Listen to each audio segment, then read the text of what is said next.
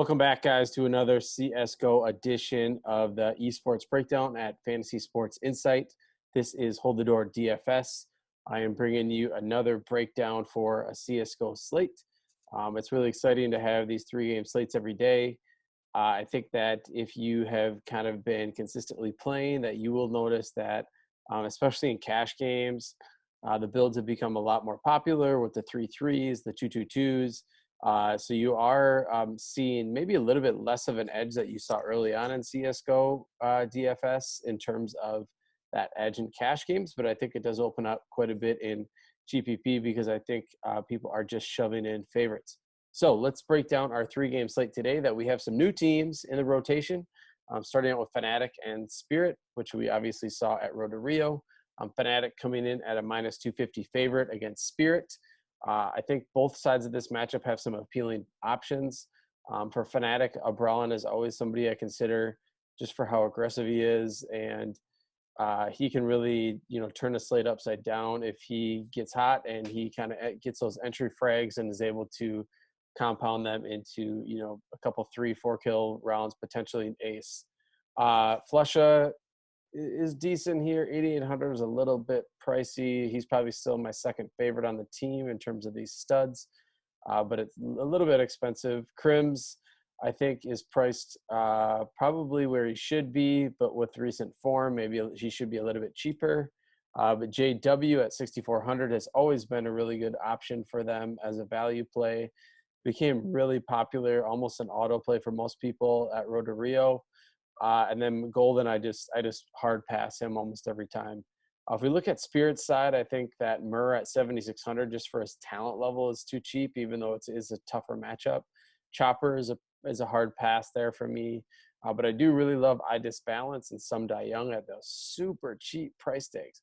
So that's an example where, I think they're probably better talented DFS players for us to consider than JW. But if your mindset is really making sure that you have the favorites in like a cash game perspective, then I think JW is probably the safer pivot there. But I do think all three of those are viable value options on the slate. So let's go over to Godsent and FaZe. We have two new roster moves for each one. First, for Godsent, adding Farlig to the roster from Copenhagen Flames will become their number one guy. I do think that is exciting for them, but also from DFS could be a little bit of getting used to and working together as a team before we see maybe the full potential of that move taking place for us in the DFS world. Also on Godsent, I think Zen, Madden, and Styko are all viable options. They feel all too cheap, even in a matchup where FaZe is, around a minus 260 favorite. So I think if you want to leverage some ownership there and take, especially Styko at 6K is pretty cheap. Those are some viable options for Godsent. On the FaZe side, I think Nico at 10.2 is finally priced appropriately. I think it'll take some ownership away from him because I do think at 10.2, depending on where you're sacrificing, it is difficult to a player like him to meet value.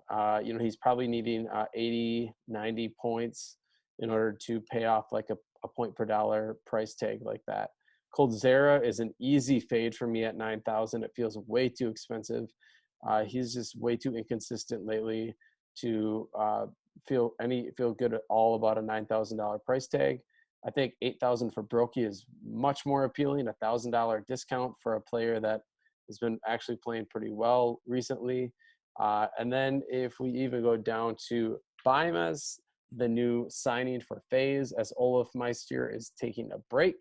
Bimas is 16 years old, and he was basically handpicked by Nico, as it sounds, watching him play. So I think that will come with some growing pains, but at 5K, if they sweep in a good spot, I think he is certainly viable. I think the nerves will be running pretty high in that first matchup. All right, moving on to our last game here, C9 and Evil Geniuses. We have Evil Geniuses coming in as a minus 250 favorite. I think Breezy is a little bit underpriced, I think, with a 0.76 kill per round in the last 3 months. I think he at 8,600 is an awesome cash game play. And then even going down to Cirque at 7,000, who also feels too cheap. His performance has kind of started to fizzle out there at the end of Road to Rio, but he was really good early on. Ethan too is also viable here. And then after that, I'm kind of passing on the rest of the Evil Genius players. But I do think C9 has some pretty appealing plays too. OC, 7,800 and Floppy, those two are usually their best two players.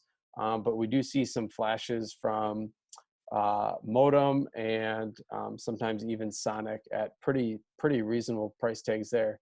So I think again from this game, Cirque and Breezy are my favorite targets, but I do think that you could consider Ethan and potentially one of the C9 players in GPPs for sure. So hopefully this short little video helped you kind of start your research and your build. We're looking to add some more guests this week. And adding potentially some other layers to this video and the content for all of you that we are putting out daily for free. So please hit the subscribe button below, give us a like, share this video, and we will continue to put out some awesome content. All right, check us out at fsidfs.com. Have a good one.